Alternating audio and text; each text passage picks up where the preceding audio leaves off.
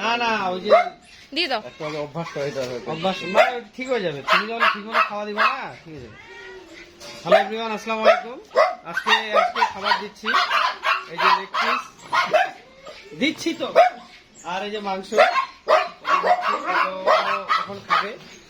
তো যাই হোক, সকলে দোয়া করবে নিয়ে যাবে। ও ছোট তো এখন চলো। সেদ্ধ করে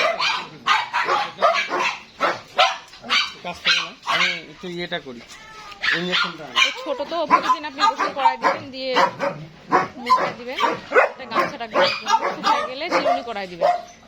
শ্যাম্পু দিয়ে গোসল করাই দিবেন। 7 মাস মানে করলো, বুঝছো, ছোট আরো বড় হোক তখন আরো ঠিক হয়ে যাবে। আর জিংটা খাওয়াবেন, জিং, তাহলে ওর লোমগুলো আরো সুন্দর হবে। ওর অনেক যত্ন, ওরকম যত্ন করে সময় নেই।